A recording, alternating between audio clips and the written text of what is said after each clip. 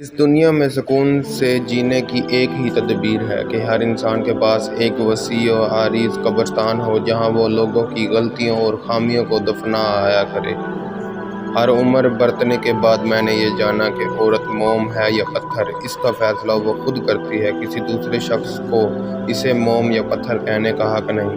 وہ خود چاہے تو محبوب کے اشاروں کی سمت مڑ جائے اور پتھر بننے کا فیصلہ کر لے تو کوئی شخص بھکاری بن کر بھی اس کی نگاہ التفات نہیں پا سکتا۔ محبت اپنی مرضی سے کھلے پنجرے میں طوطے کی طرح بیٹھے رہنے کی صلاحیت ہے۔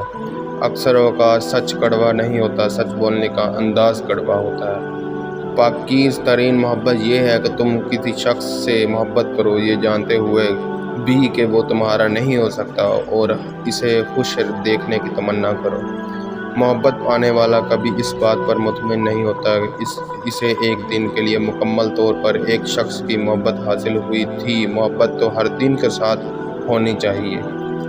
جو انسان کسی کو استعمال کر کے اور اس کے ساتھ محبت دکھا کر پھر مجبوری کا بہانہ بنا کر دھوکہ دے اسے چھوڑتا ہے، وہ کبھی نہ کبھی خود سے بھی زیادہ دوسروں سے استعمال ہو کر زندگی میں دکھ سہتا ہے۔ برا وقت ہمیشہ گزر جاتا ہے، چیزیں ٹھیک ہو ہی جاتی ہیں، بس انسان کو آزماتا ہے اللہ۔ جب آنسو نکل آتا ہے آنکھ سے تو ان میں صرف نمک اور پانی نہیں ہوتا، ان میں ماضی کی تکلیفیں، تلخ یادیں، حال کا دکھ درد، اپنوں کے ستم، چاہنے والوں کی بے اعتباری، کبھی نہ لوٹ کر آنے والوں کا غم، وعدوں کی پامالی اور نہ جانے کیا کیا احساسات اور جذبات چھپے ہوتے ہیں۔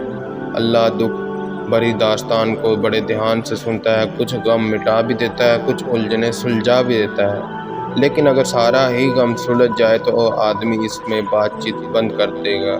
عشق میں مرد ہو یا عورت، اور دونوں سے یہ کبھی برداشت نہیں ہوتا کہ ان میں سے کوئی کسی دوسرے کے ساتھ ہو۔